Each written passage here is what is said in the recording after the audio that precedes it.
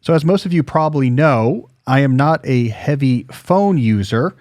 I do own a smartphone, but I don't use any social media. So my phone just isn't that interesting to me. When I work, I time block my day. So the idea of just casually looking at my phone for distraction is also something that I'm just not that used to. That was until last week. A couple things happened at the same time. First, I got sick. So I was homesick for about a week. You might still hear it in my voice today. So I found myself without much to do. I was often bored and my phone was there. And suddenly I was looking at that thing much more than I normally would. Then, piling on, we had Hurricane Helene here in the States, which caused the disastrous flooding in Asheville. Well, I have a good friend in Asheville. And so I was really plugged in following the news, trying to piece together from various online sources, minute by minute, what was going on up there. And that also got me looking at my phone even more. So there was this period, it was less than a week, but it was a period in which I was constantly using my phone. It punctuated everything that was going on in my life. And I'll tell you, here's my review of that period. It was terrible. But the scary thing is, I think this is how a lot of people live basically all the time, with that phone just sort of always there, never that far away from their life. This concerns me based on my experience. So what I want to talk about today is what happens. Let's define and explore what happens when your phone plays a constant presence in your life. And then let's get to some solutions, what you could do if you want to get away from that. All right, so let's start with trying to explain what it is that happens when you use their phone that much. A statistic here I think is helpful. How often do we check our phones? According to one survey I found from reviews.org, which is roughly in line with other data I've seen, Americans now check their phone an average of 144 times a day. We're also spending an average of 4 hours and 25 minutes total each day on our phone. That latter statistic is up 30% from last year. If you do the math on 144 minutes of checks, of your phone per day, and assume roughly a 16-hour waking day, that's checking your phone roughly every 6.7 minutes is what that averages out to. This means the average American has the networked digital world essentially never far from their attention. It is a constant cognitive presence. I'm going to give a name to this state for the sake of our discussion today. Let's call it continuous partial participation in the networked digital. Most people, or at least a lot of people right now, exist in a state of this continuous partial participation in the networked digital. That's what I experienced last week. That's what I felt was terrible. Let's try to understand what goes wrong in this particular state. The first problem has to do with brain fog, right? So I noticed this in my own experiments with continuous partial participation, is that it was as if I was experiencing the actual world around me through a fog. I mean, I could see what was going on. I was having conversations with people. I knew where I was, but it was like you turned down the resolution on the video camera. The colors weren't so bright. The details of what was going on was not so bright. You were there, but only sort of kind of there. Like you were remembering being there, not actually being in the physical situation that surrounded you. Now, this makes sense if we think about that statistic we looked at. When you're in this state of continuous partial participation in the network digital, you are never far from being exposed to this networked online world. There's a lot of information you've encountered, information that requires processing, especially since it's often highly salient information. So your brain is dedicating resources to processing and making sense of what you last saw when you looked at your phone, right? When you put your phone away, your brain doesn't just snap and focus on the new thing you're doing. It's still trying to make sense of what it just encountered. So you don't have 100% of the normal cognitive resources that would be dedicated to the world around you right now at your disposal. A non-trivial portion is still trying to process the digital world. Now, this is fine if you transition from the digital world somewhat permanently to the real world. Okay, I'm done watching this movie, and maybe for 10 minutes, I'm not like completely present because my mind's making sense of the ending. But after about 10 or 15 minutes, now you're present. When you're checking your phone every 6.7 minutes, you never actually get that freedom.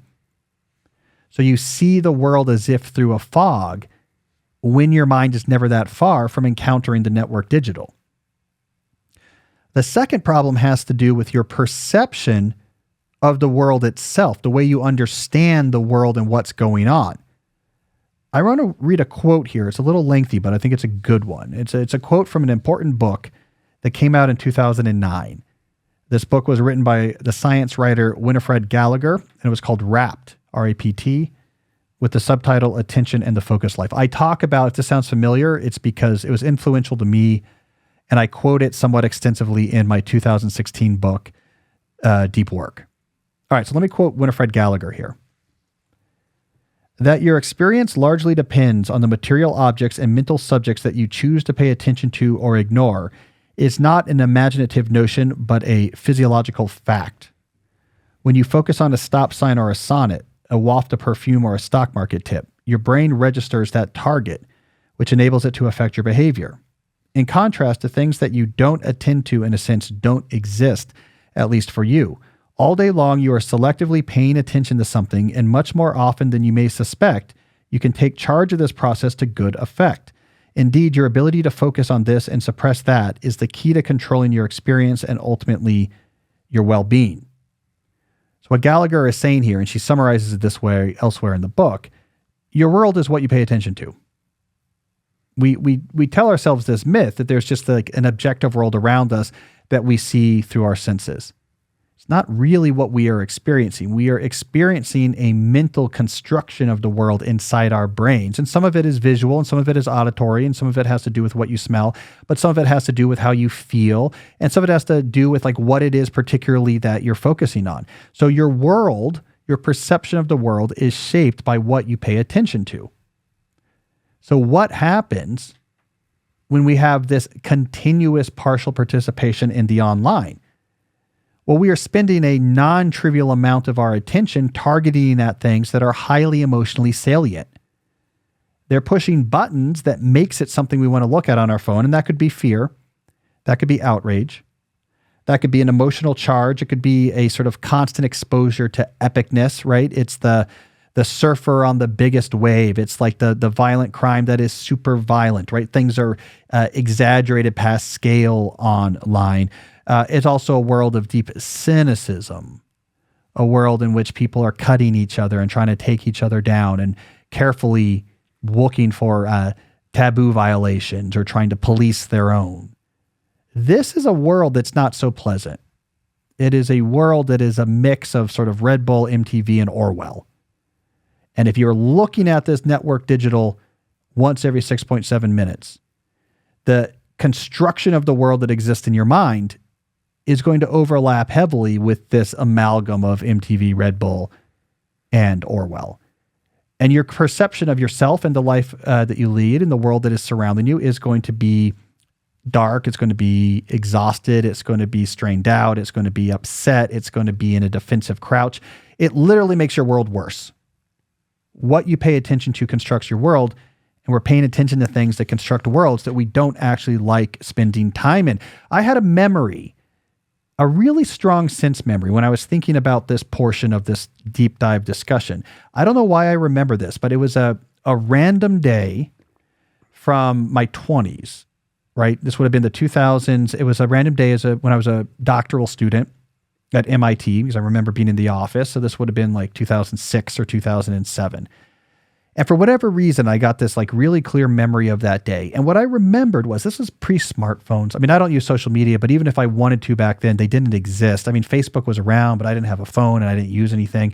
I have this like this memory of what like a day was like back then. I remember on my way to the Status Center at MIT where my office was, stopping at the Aban Pan on, I think it was Main Street, as you went from the Kendall subway station on your way to Vassar Street and ultimately to the Status Center, and getting an egg sandwich and just being like, this is great. I like the egg sandwich here. Isn't it great just to like eat an egg sandwich? I remember being in my office and I was probably working on a paper, giving that attention, and then working on a blog post. I was back in the day, I was blogging 3 days a week. So I probably wrote a blog post. And what I remember about that day, it was sunny. It was April. I know this because it was marathon day. And I was like, it's great. It's sunny in Boston and the spring is coming. And I left early and I went down to watch the marathon. And I had the Red Sox game, which they play early on the day of the marathon. I had it on. I had one of these little radios you could plug in. I was listening to the Red Sox game and it was sunny and I was enjoying the sun. And I remember being like, this is nice. And it's just nice that it's sunny and spring is great. Isn't it great? It's going to be warmer more and baseball season has started. I'm excited about that. And I was probably looking forward to like, hey, we got this Netflix DVD in the mail. I'm excited to watch. And like maybe like my wife and I were going to go to the farmer's market to get something for dinner. And it was just pleasant. Right? It was just paying attention to like what you were doing, appreciating what was nice about the day, looking forward to some things that were coming up. The world my mind created that day was a really nice world to be in. And it would have been very different if I had a phone and I was on social media and I was just constantly checking in on things. And because I would have had one foot in this digital world that wasn't nearly as pleasant as just wandering over. I went to the Federal Plaza, I remember, and there was a food truck. My doctoral advisor's son had a food truck, and I got like some food from the food truck and was walking over to watch the marathon. It was all great. Just paying attention to the moment. It would have been so different if I had been in a state of continuous partial participation in the network digital. This is what Winifred Gallagher gets into in that book, Wrapped. The motivation for that book about attention is a cancer diagnosis. And she learns that by paying attention to things that matter to her and to the positive, she was able to construct a world that was pretty sunny, even as she was going through, objectively speaking, some darker things. So it matters what world you're exposed to. Hey, it's Cal. I wanted to interrupt briefly to say that if you're enjoying this video, then you need to check out my new book, Slow Productivity, The Lost Art of Accomplishment Without Burnout. This is like the Bible for most of the ideas we talk about here in these videos. You can get a free excerpt at calnewport.com/slow. I know you're going to like it. Check it out. Now let's get back to the video. All right. The third problem is lack of quiet, right? It is in the long pauses in life when nothing much is happening that your mind slows down and quiets and real insight can be had. The Catholics have a good term for this process. They call it discernment, right? So they discuss this in terms of turning your intention interior to try to understand the sort of will of God. But it's a concept that secularizes nicely, that it's when you are quiet and turned inward, it's you alone with your thoughts and looking at the world around you, that some of your most profound insights come. When some of the sharpest clarity is identified, where you realize, here's where I am, here's what matters to me, here's what doesn't, here's the path I want to be on, here's how I have left that path, but how I might actually get back. Hey, this really maybe difficult thing has happened to me. This is where I process that. I make sense of that, and I get resilient growth out of it. The quiet, cognitive quiet, is so critical to a life that's not just rich and fulfilling, but a life that you can continually aim back towards meaning and depth. Obviously, if you exist in a state of continuous partial participation in the network digital, you don't get that quiet. Because why do you tolerate that quiet when there is the perfectly distracting TikTok video just a second away? Pull that out, hit that button. And you'll be sort of taken away. And I got to say, my experience of living this way last week was it's not like these distractions are fantastic, right? The allure to your screen, that drive to go back to your screen is stronger than the reward you actually get. I actually found the actual looking at the phone and the scrolling to be numbing in a sort of weird kind of unsettling way. You felt just sort of vaguely uneasy and like the edges had been rounded off of your emotions, positive and negative. So it's not like you're getting something wonderful. You're numbing yourself with it. That was my experience of it. So the quiet is actually where so much of life is actually figured out. All right. So if we don't want to exist in this state, what can we do? I'm going to give 6 ideas. You've heard some of these before, but let's just put them one after another. How do you escape a state of continuous partial participation in the network digital? 1, make your phone less interesting. Take the social media apps off your phone. Stop using the social media if it's not vital to you. If it is vital to you, use it on your computer. Don't have it on your phone.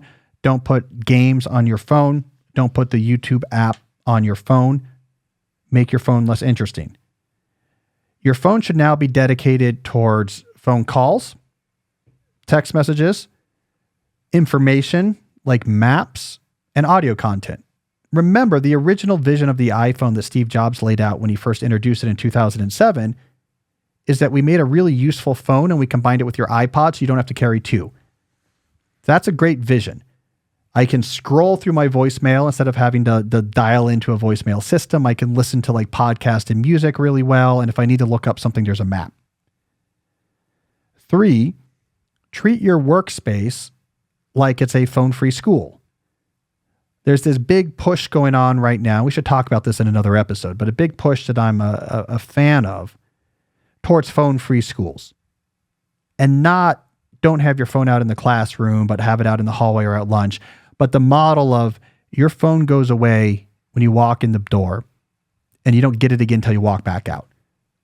We just have too much research in the context of phones that this is so much better when the mind of the kids can focus completely on what's happening in school and the people around them and not being distracted by the phone and knowing that they're going to see that phone soon and they want to see what's going on. We know it's a much better experience. Well, this holds for adults as well. Kids might be a little bit more susceptible to the distractions or the impact of these distractions, but it holds for adults as well. So treat your workplace like you're working in a phone-free school. And the way you do that is you put on a custom do not disturb mode on your phone that blocks everything but phone calls. You tell the people who are important to you in your life, if there's an emergency, call me. And they will if there's an emergency, which won't really happen, so they'll rarely call. But you don't have to worry that if your kid's sick at school or something that you're not going to find out about it because the calls come through. Put your ringer on and put that phone in your bag. And I don't use my phone while I'm working. Again, if there's a call, I'll hear it, but I don't use text messaging. I don't go on social media. It's a phone-free school simulated in my workplace. Now, if there's like messages you want to check in on, maybe you're trying to organize something, great. You can schedule time for that. Over my lunch break, I'm going to take out my phone, catch up with people on text. And what am I going to say at the end of those conversations? All right, I'm about to put my phone away for the rest of the day, but this is where we're leaving this, and we can check back in after. In fact, this would be a good time to say, I'll be leaving around 5. It's a half-hour commute, so feel free to call me then too if we really want to work it out. So just set expectations. I'm putting my phone back away. People will learn in about a week or so that you're not on text continuously during the day, that you'll check it midday, and you're accessible after the workday. They adjust to it. All right, 4. Treat online content browsing like you would watching television shows. Right? Remember how it was in 2009? It was, I am excited to watch this episode of this show tonight, and I'm going to go watch that. The Office is on right before Parks and Recreation on NBC on Thursday. It'll be great. We're going to get dinner ready, and we're going to watch those shows. That's very different than I'm going to watch clips of this episode spontaneously and randomly all throughout my day, no matter what else is going on, right? It's different. You should make your online entertainment more like TV shows in 2009. I'm going to put aside a half hour, an hour. I'm going to load up my laptop, and there's like a lot of sites I want to check. I want to get all of like the online chatter about the baseball team I'm following. I follow these Instagram influencers that are fun or aspirational. I want to check in on all of them and see what's going on, like what videos they've posted. I'm going to go down some rabbit holes of links, and I'm going to have some fun, and I'm going to do it from 7 to 8. So you can consolidate the experience of entertainment online and not make it something that you just have in the background as like a constant thing you turn to throughout the day. All right, now here's the last 2 ideas are a little more non-digital. 5, actively practice presence and gratitude. So like create an experience that you're going to enjoy. Look forward to the experience. When you're in it, force yourself to actually sit there and think and say, this is great. I'm really liking this. And when you're done, be like, that was great. I am going to go for a walk in the woods after I do a shutdown, and I'm going to bring my favorite tea with me, and I'm going to go and journal on this rock, and I'm going to look forward to the walk. I'm going to enjoy it while I'm doing it. I'm going to have some moments like, isn't this great? It's just retraining your brain to pay attention to the moment and enjoy what's happening in the moment. I was much better at this back in those grad school days I was talking about, and it made a big difference. And finally, go analog in your activities. Journaling helps. It could be the structured journaling we talked about in an early episode. It could be you working through like a particular issue. It's analog and it's interior, and there's no digital distraction. Read real books. Reading is great. It slows everything down because after 5 or 10 minutes, your brain is fully committed to constructing the world on your page, and it gets you out of that sort of brain fog, partial attention type existence. Read more and spend more time outside. Go for walks, go for long walks, go for runs, go for rows, whatever it is.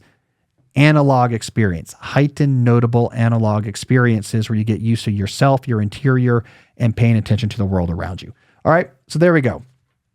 I did not enjoy being in the continuous partial attention, given continuous partial attention towards the networked digital. I don't think you should be in that state either. You don't have to be in that state.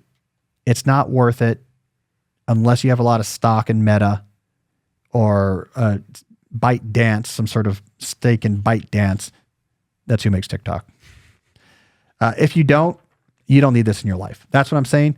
Reduce the footprint of your phone. Give yourself full attention to what you're doing, either all digital or you're all in the real world. Hopefully those ideas will happen. Yeah, Jesse, I was not a happy man. I was like depressed. What were you scrolling?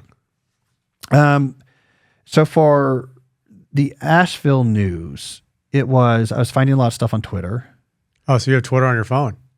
Browser. I don't have an app. Oh, okay. Is there an app? For Twitter? Yeah. Yeah, there is. Is that a dumb question? Okay. Yeah. Yeah. No, Twitter. So for most of the accounts, the issue is I have these burner accounts for doing journalism, right? Because like you can't look at them without. So I have this long-standing burner account on Twitter that allows you, so you can go and look at. But for me, it's like going to individual people's things in the browser and then looking at their feed. So I don't have, because I don't use Twitter, I don't have a thing where I don't have like a feed. I don't have a timeline. Got the word, right? Like where it like puts things into it from people you follow and stuff. I don't follow people. I don't have a timeline, but I go to individuals, right? So what I was doing was I would find, okay, here's someone who's on the ground there who has like some cellular access. And then let me see what they're saying. Also a lot of stuff, news and web. Like, okay, there's an update on the city of Asheville, local news. So like local news would post like clips and updates, like what they were seeing, what was going on. So it was like a lot of consolidating news. It actually served a purpose. Like I eventually found, so my friend got out of there, but it's not easy to get out of there. Almost all the roads were destroyed, right? Asheville's up in the mountains. Yeah. Right. Everything was flooded. But so like, how do you get out of there? I found on Reddit, someone on Reddit had posted, I was Google searching, someone on Reddit had posted, okay, we made it out. I-26 is open south of Asheville, the only interstate open in all the 4 cardinal directions. But to get there, you have to detour. It's closed in Asheville. So here is this like very specific detour on back roads that will eventually get you to I-26 far enough south that you're below the flooding. And then you can get from there to 74 to 80, whatever, and get to Charlotte. So like actually all that searching got an escape plan. For your friend? Yeah. So you provided it to him? Yeah, got out. By the map? Yeah, it worked. Oh, you saved him. It's still the only way out of Asheville right now. It's a bad situation. But man, it's stressful. I mean, there's so many stressful things going on in the world that you could constantly be in that state. Mm-hmm. You know, like we're recording this the day after Iran launched 180 ballistic missiles at Israel. All right, there's something else you could do this all day long on. I bet tomorrow there'll be something else. There is a vice presidential debate. Okay, like you could probably rabbit hole that for 2 days. I mean, you could really be in a state of like continual emergency. Mm-hmm. And that networked world is not a nice world. All right, anyways, so now I'm done with that stuff and I'm great. So glad to be back more analog. All right, we got a good questions we want to get to, but first, let's hear from a sponsor. This show is sponsored by BetterHelp. Look, I was just talking about in the deep dive, the stress and anxiety and mental impact of everything you see online. That is a good reminder that the most important relationship you have is the relationship with your own brain. And if that relationship is strained, you need to fix that. And one of the best ways to fix that relationship is with professional therapy. Now, the problem with therapy is it can be hard from a logistical standpoint to find someone. Who am I going to talk to? Do they take new patients? What if I don't like them? This is where BetterHelp enters the scene. If you're thinking of starting therapy, give BetterHelp a try. It's entirely online. It's designed to be convenient, flexible, and suited to your schedule. You just fill out a brief questionnaire to get matched with a licensed therapist, and then you can switch therapists at any time for no additional charge. So get a better relationship with your brain with BetterHelp. Visit betterhelp.com/deepquestions today to get 10% off your first month.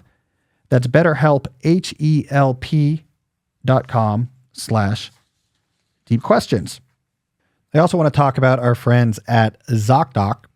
There are some things in life that are okay to be a total crapshoot, right? Like trying a different type of coffee or a new workout class, or God forbid, a new type of daily planner. But finding the right doctor should not be a crapshoot. And with ZocDoc, it won't be, because you've got more options than you know. Now, ZocDoc is a free app and website where you can search and compare high-quality in-network doctors, choose the right one for your needs, and then click to instantly book an appointment. We're talking about in-network appointments with more than 100,000 healthcare providers across every specialty, from mental health to dental health, eye care to skin care, and much more. You can filter for doctors who take your insurance, who are located nearby, who are a good fit for your particular need, even those who are highly rated by verified patients. You can see their actual appointment openings, choose the time that works for you, and then click to instantly book that visit. Plus, ZocDoc appointments happen fast, typically within 24 to 72 hours of booking. You can even often score same-day appointments. So stop putting off those doctor's appointments and go to ZocDoc.com/deep to find and instantly book a top-rated doctor today. That's ZocDoc.com/deep, ZocDoc.com/deep. All right, and with that, let's move on to some questions. Who do we got first, Jesse? First question is from Trevor. I run a small business and have 2 managers that are disorganized. They always prioritize the urgent over the important. They love to talk about stress and overwork. What can we do to better evangelize the deep life? Well, I'm trying to decide if this is the right terminology to use here or not, right? So when we talk about the deep life, we're talking about the intentional construction of a life that focuses on the things that matter to you and minimizes the things that don't.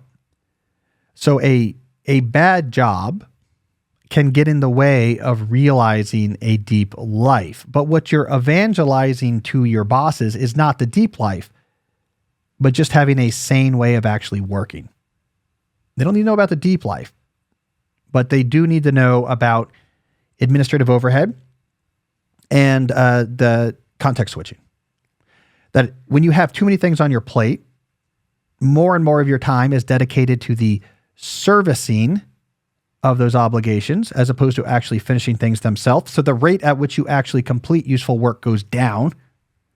It is not a linear function that the more stuff I push on my employees, the more stuff that will get done. That's not actually the way it works. And they need to know about the cost of having to jump back and forth your attention between different targets, like happens when you have bosses that demand instant responsiveness. Always emails, always calls, you always have to jump back and forth. It makes you dumber. You've invested in these brains in your knowledge work organization, and now you are reducing their ability to actually produce value. So in a perfect world, you make this case. And what would be the books? The books that I wrote that would be relevant would be Deep Work, World Without Email, and Slow Productivity. You make this case, you give them those books. They say, I like the sound of this Cal guy. These ideas make sense. And then they're not bad bosses. Probably won't work. It's worth trying, but it probably won't work. So what do you need to do then? Well, you need to cash in your career capital to make your situation better. That could be either changing your setup as your employer, changing your setup so that you are willing to trade accountability for autonomy. Usually that means I'm going to focus on just this thing which is much more self-driven, autonomously executed, as opposed to like juggling a lot of easy things. Being a general vessel for like the to-dos your boss might have. You say, no, I handle this type of thing. So I'm not super accessible and I'm pretty autonomous, but in exchange, you can hold me very accountable. And if I'm not delivering like objectively, the numbers are here, this thing is selling, the client dollars are coming through the door, however you measure yourself. If I'm not objectively producing value, then you can get rid of me or move me back to what I was doing before. That type of trade works well here, right? Because, often the thing these types of bosses fear is they're being taken advantage of, or like you're not working hard, or you want to get out, or why do you want to work from home? Why do you want to be less accessible? I'm worried that you're taking advantage of me. When you're able to have accountability, no, you're going to look at this number. It's objectified. I'm creating this much value. It gets rid of that fear, and it allows them to be like, okay, you're doing that, great, and I'll go bother these other people with my email. The other thing you might do is just find better bosses. Like what should you be looking for? When you're looking for a job, what should you be working for when it comes to these type of issues? I always say the main thing you should be looking for is not a particular idea that they subscribe to about management or work or time management. What you should be looking for is an interest and openness to systems. Bosses that say, okay, you have a way you want to organize your work. You have a reason you want to do it that way. Great. I love that initiative. Try it. Let's see how it goes. You want to have bosses that if you ask them, like, what's your time management philosophy, that they're going to go roll a whiteboard into the room and be like, sit down, it's going to take a while. Like bosses who think a lot about the actual structure and organizational work, because they are going to be more open and adaptable to you actually trying systems of work that's going to be less frenetic, less hyperactive hive mind, less overload, less context switching. I think anti-system bosses, like the types of bosses you have, are a real problem. And we don't qualify or quantify the impact of that problem enough. I think bosses that demand responsiveness, have no interest in systems, have no interest in good or bad ways to work, but just sort of see it more as like, do you respond to me? And I want to make sure no one's pulling a fast one on me. Like that's as bad as having like a verbally abusive boss. That's as bad as having an incompetent boss. That's as bad as having a boss whose behavior directly conflicts with your ethical values. And we should treat it as such. Like I really care about, is this a workplace that respects the way the human brain functions and is open to people being critical and systematic about how they approach their day and their time and their work? And if it's not, I think you need warning sirens going, and we should be more willing to see that as being a major problem. If more people push back about that, if more people chose employers based on that, if more people left employers based on that, I think employers will get better. So I think anti-system bosses, we should treat that as the problem that it is. So I emailed with Trevor a little bit. He's the overall boss, and these are two managers below him. But I think the same advice probably holds true in terms of... Oh, that changed. Yeah, that's interesting. Yeah. Oh, then you have some leverage there, Trevor. Give them the 3 books. Like, and if they don't do it, he can get rid of them. Yeah, and have systems. Like read the books, work with them. So how do you want to structure your workloads? How do you want to structure your communication? Like what's going on? Put the ideas from the books in place. Have them read the book so they understand the underlying ideas. I think they'll come around because it's like a much better way to work.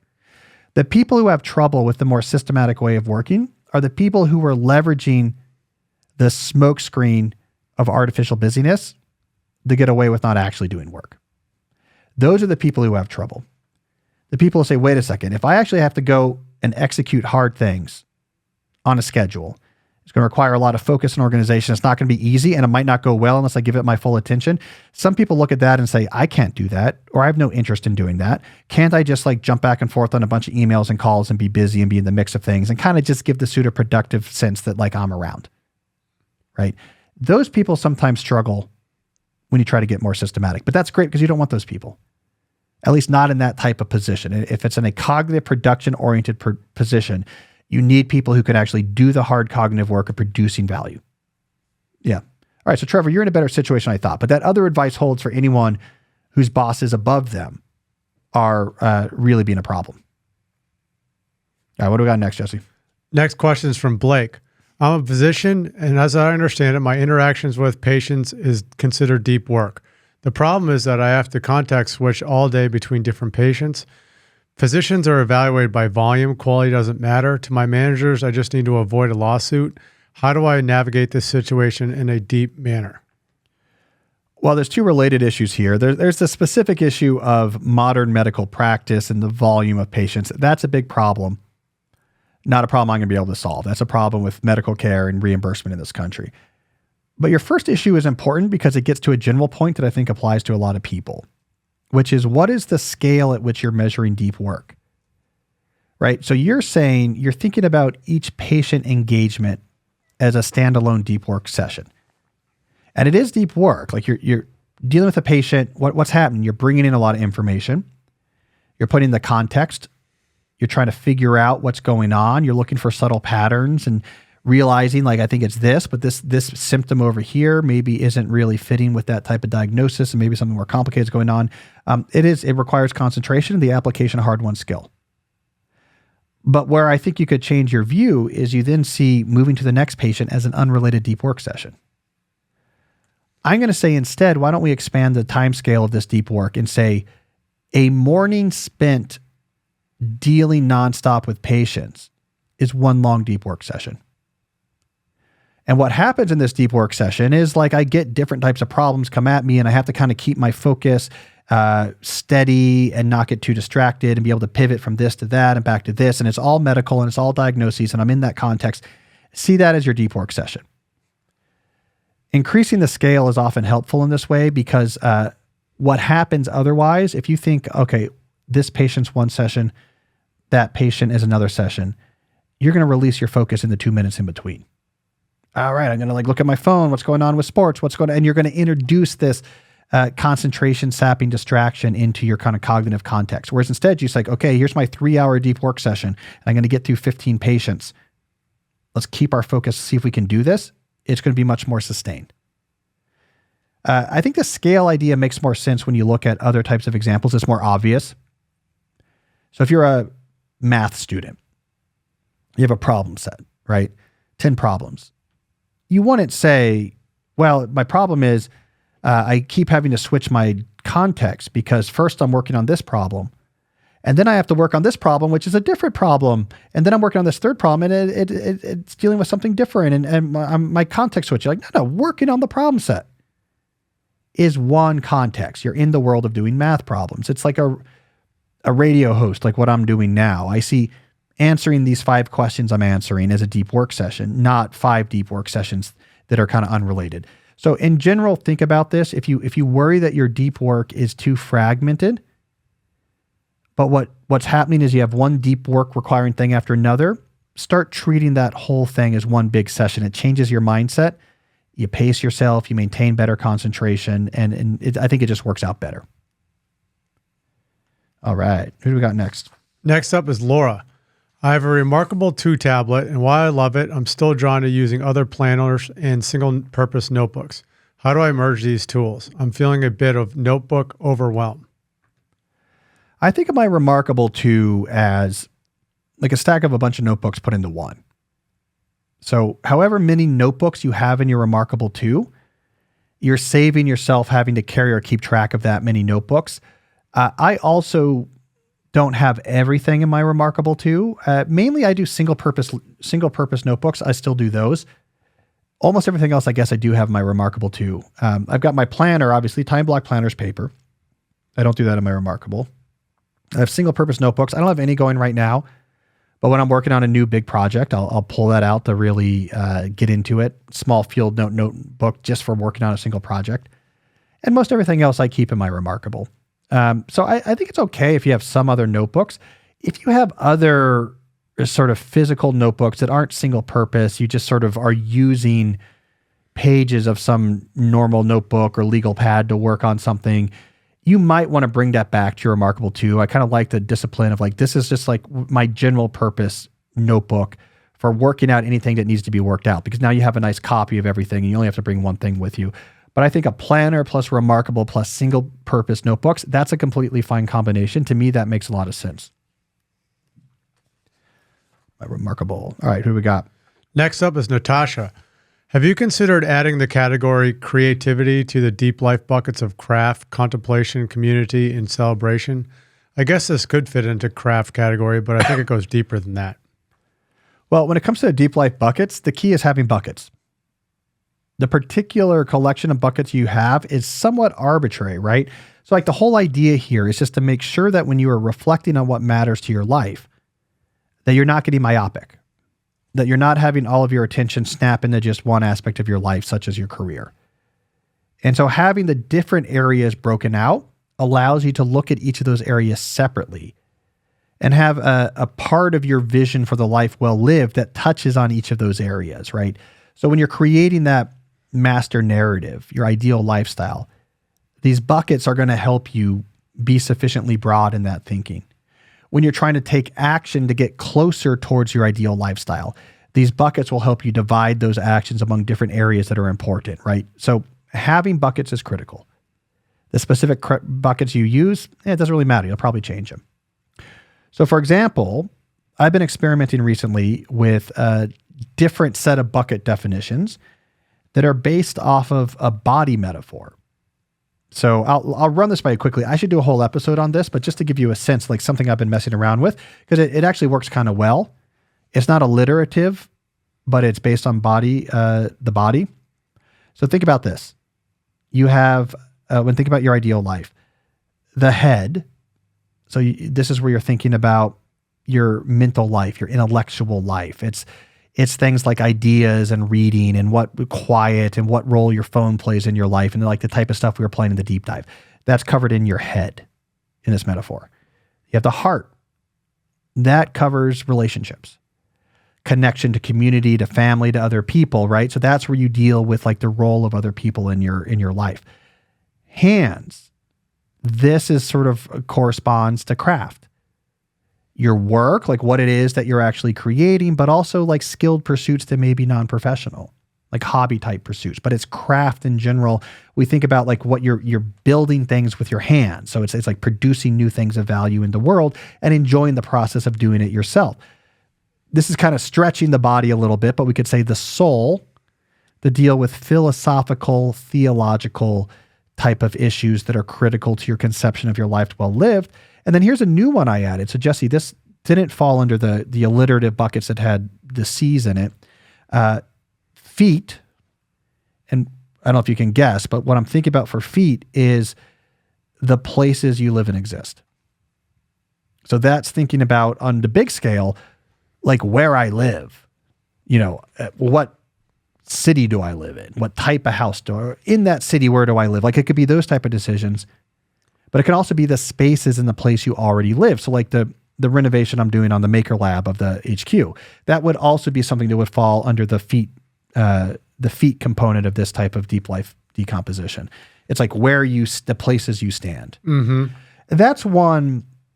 It's coming up when I'm working on my deep life book. It's coming up that we didn't deal enough with that probably in the show, but like the places in which you exist play a big role in like your perception of a life, like where you live, what type of place you live in, what your spaces are like. So like I'm messing around with that. It's a body metaphor, I don't know, maybe something else works as well. What I'm trying to emphasize there is you do need categories for understanding the parts of your life that are important to you, but my categories might be different than yours, and your categories might change over time. Just like now I've moved on from the alliterative C's to trying out body metaphors. All right. Ooh, are we up to looks like the slow productivity corner? We are. All right. So let's hear that theme music.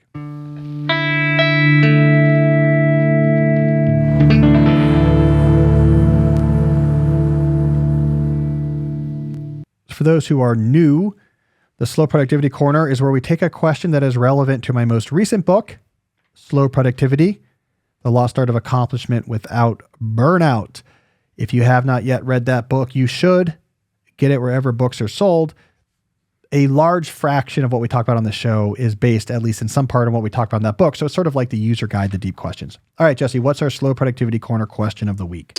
It's from Susan. Moving away from pseudo work makes me feel very vulnerable. I went from being able to tell my bosses about 15 teeny incremental updates to only being able to talk about 1 or 2 projects at a time. Nobody has jumped down my throat about this, but I'm feeling guilty. My friends are also judging me because I'm not putting in a solid 8 hours at the desk.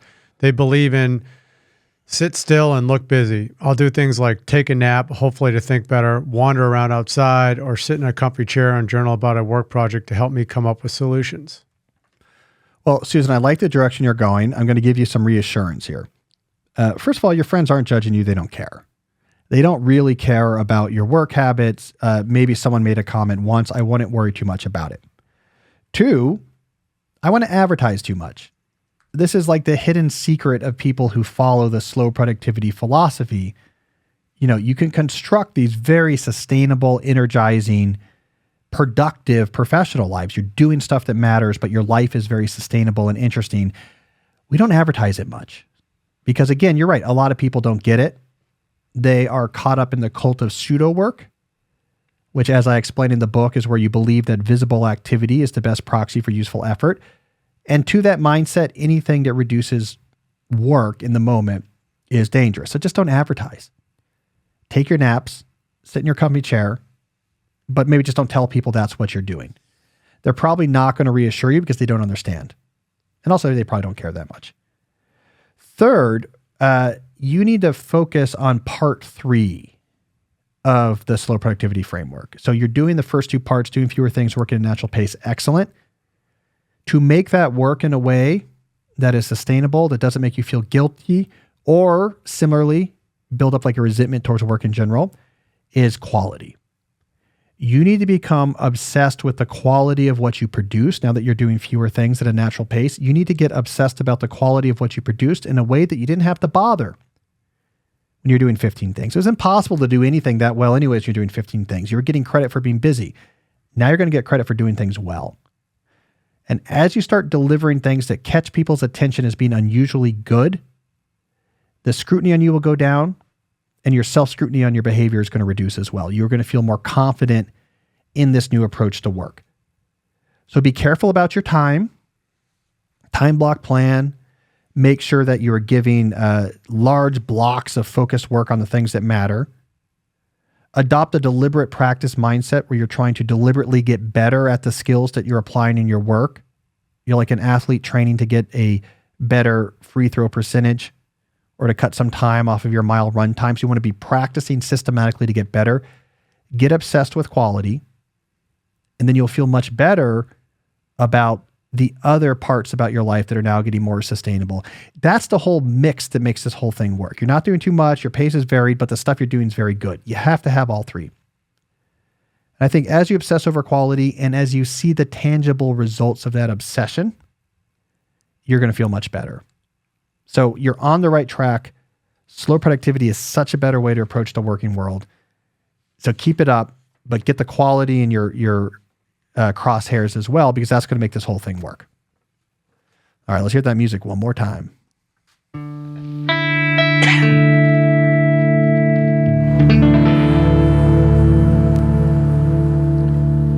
All right, usually around this time in the show, we like to take a call from a reader or listener, I suppose. It's hard, Jesse. I have so many different ways that people encounter me. They watch me, they listen to me, and they read me. So I have to kind of get that straight. We'll say listeners. All right. So do we have a call from a listener this week? We do. All right. Hi, Kel and Jesse. My name is Nancy and I live in Brussels, Belgium, in Europe. I have a question about episode 319. You tell us that when you do deep work and you've been disturbed, it takes about 20 minutes to refocus to do deep work again. But what about the Pomodoro Technique? Because then you work for 25 minutes and you take a 5-minute break and then you work again for 25 minutes. How does it match with the 20 minutes it takes to regain focus? Thank you. Bye. It's a very good question. Actually, interestingly, you know, the 20-minute, that specific quantity, I was having a hard time remembering exactly where that particular number came from. Now, the fact that it takes a long time on the scale of many minutes to return your focus after a distraction, that is well known in multiple different studies. You can look, for example, at Sophie Leroy's work on attention residue, among others that have quantified this. But if you go back and read Sophie's papers, for example, she doesn't quantify exactly how long it takes. But I had this 20 minutes. I've always used this 20 minutes. And I couldn't remember where it came from until I was researching for the deep dive at the beginning of the episode. I was going back to Winifred Gallagher's book, Wrapped. And I discovered, oh, that's where it's from. She talks to a cognitive scientist in that book who's talking about the distraction and bringing your attention back. And he gives that exact number. It takes about 20 minutes to get your attention back after you're distracted. So it's like I rediscovered where that specific value came from. Clearly, it's not so precise. It could be 7 minutes. It could be 27 minutes. It kind of depends, but it's many minutes. Okay, so back to the Pomodoro Technique.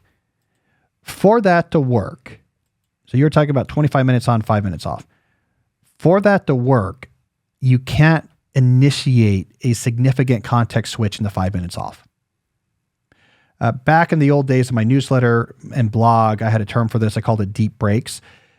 What you're doing if you want the Pomodoro Technique to succeed, what you're doing during that time off is you're giving your brain a breather, but you're not distracting your brain.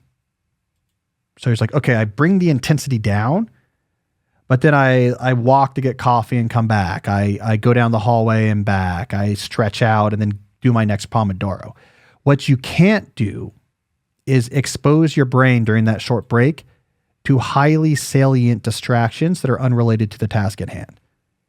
So if you look at your email, if you look at social media, right, or start a conversation with a colleague about an unrelated project during that break, your next Pomodoro is going to be much worse.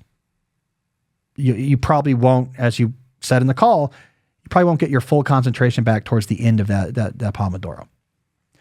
A couple of things I would say, though, in addition to deep breaks, is if you're going to do a Pomodoro type technique, I call it interval training, concentration interval training. I would probably start, I guess 25 minutes is a good place to start, but you want to increase that duration as you get comfortable, right? Once you can hit those 25 minutes without it being too much of a cognitive strain, make it 35. Once you can do 35 minutes without it being too much of a cognitive strain, make it 45. So maybe you want to do a week or two at each duration. You want that duration of comfortable focus to get pretty close to about 90 minutes, then you're set. If you can keep focus on something for 90 minutes, it's not easy, but without it being like a real impossibility where like your attention just wanders off and you run out of steam and your mind can't tolerate it. If you can like consistently do 90-minute blocks, think about that as like you have trained the fitness of your brain to a level that like you can do some damage now with deep work. All right. So the first part of my advice is if you're taking short breaks in between sprints, you can't expose yourself to highly salient distractions. I mean, if you really need to look at something, make it non-super engaging and super unrelated to your work. Like you could look at baseball trade rumors on a break from like academic work because it's just like kind of interesting, but it's not something that's going to capture your attention or create a lingering sense of distraction. All right. So that's my advice. Take deep breaks. Expand those Pomodoro sessions over time until they're much longer than 25 minutes. All right, I think now we have a case study. This is where you, my listeners, send in your own accounts of putting the type of things we talk about on this show into practice in your own life. Today's case study comes from Yael. Yael says, I've been a longtime reader and listener, and your advice has guided me well. I wanted to share some recent developments in my life as a case study. I'm a 39-year-old social psychologist, and as my children grew older, I felt the need for a career change. This led me to enroll in a master's program in counseling psychology at a prestigious university in New York. Your voice kept echoing in my mind, encouraging me to build on the skills and abilities I've developed over the years, which influenced my decision. During the first semester of the program, I used a time blocking method. I even bought your journal, though I never wrote in it. I still plan my days on a simple notepad with your journal as inspiration. My grades were all A's. I submitted every assignment ahead of time and received excellent feedback. But that's not all. During this first semester, I conducted meaningful research, built connections with a well-known professor, and presented our preliminary findings at a major conference in New York City. I also used to run a large Facebook group where I shared my thoughts and interesting discoveries from my reading and research. I loved how quickly I could jot down ideas and receive immediate reactions. However, it eventually became too time-consuming without much tangible benefit. I've often heard you explain how we like to believe things will work a certain way, like gaining popularity through social media and being discovered, but that's not how things usually unfold in the real world. Instead, I've shifted my focus to writing my thoughts more coherently, and I've started publishing them in a widely read newspaper. Yeah, I like this case study for a couple reasons. One, there's a good reminder here for students, which is that being systematic about the job of being a student will make you a very good student. Most students are terrible at being a student. They don't manage their time. They don't have a realistic plan for how they're going to get their things done. They give no foresight to how they're going to approach their assignments, what techniques work, what don't. They don't adjust their approaches based on what they learn in practice. And because of that, if you are focused and systematic, it's a major advantage. And I hear from especially students coming back later in life, because students coming back later in life are much more likely to treat it like a job. I hear from these type of students again and again, I'm crushing it, right? Because I'm treating this like a job. I'm an adult. So all students out there, take this lesson to heart. If you apply the type of advice we talk about here to student life, you are going to seem like a superstar. I also like the point here about the Facebook group. It's easy to write stories about something and what it's going to do and why it's good, but the story isn't necessarily true. And you have to be willing to act on what you discover. So you're like, I'm on this Facebook group and I'm publishing stuff and I get feedback and I have a story that this is important for my ideation because it's kind of fun. And I have a deeper story that maybe I'm going to be discovered and go viral and it's going to, lead to all these great things. But the reality you discover is like, it's distracting me. It takes a lot of time. Maybe it strokes my ego, but it's not helping me get better at what I do. And so Yale said, no, enough of that. I'll do something harder and more traditional, like trying to publish in a newspaper, push myself to get better. As she points out, we often tell this story to ourselves about social media. We often tell ourselves a story about how what we're doing professionally on social media is critical to our success. We have this big audience and we would disappear without it. And the reality is often that's not true. The sense that you have an audience that cares is something that is carefully constructed by these platforms to keep you using it. But for 99.9% of people and jobs and companies, it's not at the core of doing what you do better. So Yale, I appreciate that case study. All right, well, we got for our final segment, we'll be talking about the books I read last month. But first, hear from another sponsor. We actually have a new sponsor today. It is a game-changing product that you can use before a night out that will include drinks. The product is called Pre-Alcohol. Let's be honest, people like Jesse and I, we're older than we used to be. The 20-year-old Dartmouth student in my path probably had an easier time having a few drinks with friends than the 42-year-old version of me, where now you get 2 beers in and, the next day you're on a stretcher. Or not as, can't party as hard as we used to there, Jesse. But sometimes it's nice to go out and celebrate an event or to go like catch up with a good friend. And that's where the idea of pre-alcohol comes in. In particular, the product I want to talk about here is ZBiotics Pre-Alcohol Probiotic Drink. It's the world's first genetically engineered probiotic. It was invented by PhD scientists to tackle rough mornings after drinking. So here's how this works. When you drink, alcohol gets converted into a toxic byproduct in the gut. It is this byproduct, not dehydration, that's to blame for your rough next day. Pre-alcohol produces an enzyme to break that product down. So what you do is you drink the pre-alcohol before you have your drinks. So you remember to make ZBiotics your first drink of the night, then you drink responsibly and feel your best the next day.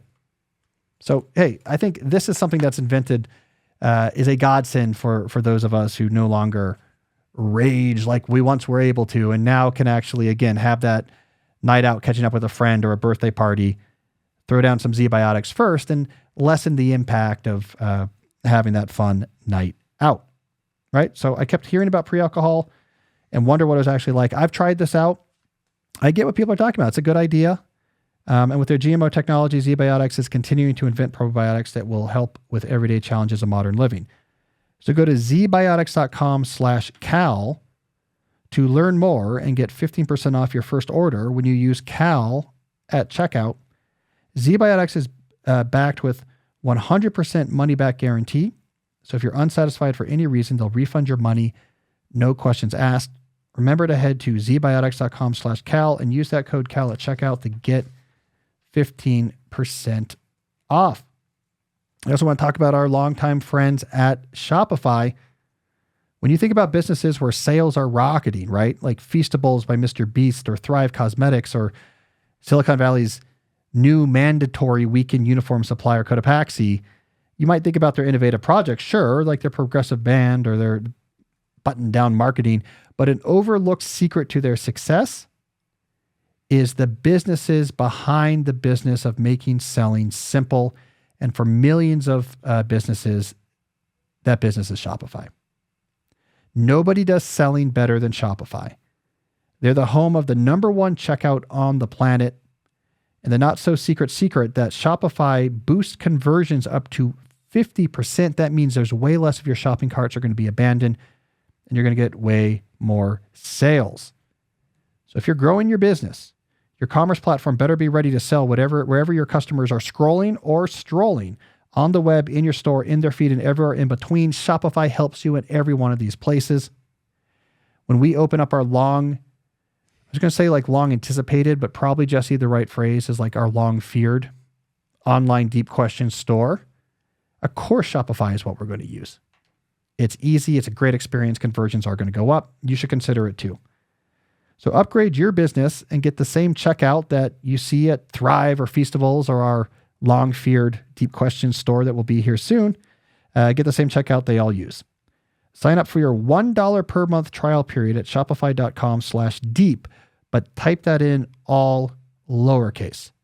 Go to shopify.com/deep to upgrade your selling today. Shopify.com/deep. All right, Jesse, let's get to our final segment. All right, it's the first episode in a new month. I want to review the 5 books I read in the month before. So we'll be talking now about the books I read in September 2024. The first book I read was The Devil's Teeth by Susan Casey. I am a big Susan Casey fan. I'm actually trying to find a way to interview her because I want to interview her for my new book, maybe even get her on this podcast. So if you know Susan, let me know. But I'm going back and rereading some of the Susan Casey catalog. The Devil's Teeth, I think was her first book. It takes place, so the Devil's Teeth is referring to the Farallones, I don't know how to pronounce it, islands off the coast of California, right beyond San Francisco. It happens to be the place that has one of the most consistent, largest populations of large great white sharks. And it's a typical Susan Casey book, so it is adventure/science. So she goes out there and she spends time on the island and on a boat off the island, and the boat almost sinks. And but you learn about the people on the island and the sharks and what they're learning about the sharks. And she's a great writer. It makes sense. I mean, she was the editor at Outside during the Jon Krakauer era, so she really understands how to do adventure writing. I'm actually rereading The Wave right now, so I'm kind of in a Susan Casey trip. Her most recent book, which was about deep ocean. Oh, what's it called? The Underworld. Also fantastic. I recommend it. All right. And then I read The Outrun by Amy Liptrot. It's a memoir. So Amy Liptrot, she grew up on one of these small Scottish islands, sort of like beyond the Shetland Islands. I don't know the UK geography well, but I think this is, you go north from Scotland and they have these islands that people live on. Grew up on a small island, escaped to London, kind of loved the city life, but became a really serious alcoholic. Returns to this island where she grew up. This is a memoir. Returns to this island as part of her process of getting sober. So it's kind of a memoir of that return to the island and rediscovering herself and finding sobriety. She's a very good writer. I think I was attracted to it because I was attracted to these islands. And it was cool to hear about what life is like on these small, windswept North Atlantic Scottish islands. All right. Then I read The Amateurs by David Halberstam. This is about scullers, preparing for 84 Olympics, I think. I don't know. Which ones did we boycott, Jesse? Was that 1980? I can look it up. Well, anyways, it follows a group of scullers who are preparing to compete for the spots on the Olympic team for one of the Olympics in the 80s. It's called the amateurs because the point was sculling was like kind of one of the last truly amateur sports at the Olympics, in that there is no like professional career in it. These are people doing it in their own time. And Halberstam follows 4 or 5 of these characters. They're all ex-Ivy League rowers who are basically sculling full time and trying to compete for these spots. And it's good. I mean, clearly he was influenced by John McPhee. There's definitely a levels of the game, sense of the game type vibe to this book. Maybe more detail than you really want to hear. If I'm going to critique, it's a famous book. These people aren't that interesting. The story is kind of the same. They went to Yale. They wanted their dad's approval because they weren't playing football like their dad and their grandfather and their great-grandfather did. They get into rowing. They have freak bodies for rowing. They get really good at rowing. All they do is row. Rowing really hurts. They want to win the Olympics. And you kind of hear this story again and again. The main variation is, I think, one of them went to Harvard. But that's the thing. He really gets into the pain of competitive sculling, though, too. Ooh. Like, it's just, part of it is just pain tolerance. Yeah. For the last 500 meters when it's all lactic acid. But it's a classic book, and it really gives you a sense of rowing. It actually got me, I'm back on a rowing program. So it had that effect. I'm getting back in rowing shape because I have this dream of when I take my next sabbatical, getting back on the river. Oh. Yeah, there's a couple boathouses around. Do you know there's like a real serious boathouse in D.C.? Yes, I do, because The Potomac. my buddies rowed in college, and I think he was... Yeah, I think it's the Potomac Boat Club. Has some Olympians that train there. Oh, okay. Yeah, it's interesting. All right. Then I read, and this has turned out to be timely, but I didn't know it at the time, The Machine by Joe Posnanski, the baseball columnist. The Machine is about that famous 1970s era Reds team with Pete Rose and Johnny Bench that went on to win the World Series. And it's a baseball book that follows that season. It's good. I mean, it's a well-covered season. Posnanski had a lot of sources to pull from. He's a classic baseball columnist, so you're going to get that kind of classic baseball column style, which is like if you haven't read these type of classic baseball books, be prepared. It's a very specific way of writing that's like, it's high energy. It's sort of in the room. It's kind of like psychologically, like you're inside the minds of the players, like how they're feeling about things, and it like moves around. But it also has a sort of old-timey feel. It's a real stylized thing, but a well-written book. But anyways, Pete Rose just died a couple days ago before recording this, so it's kind of sad. But it's a good look at that. Good look at that team. The one flaw from a baseball perspective is, this team, it was called the Big Red Machine, they used to call it. It had a fantastic offense. But it doesn't matter how good your offense is.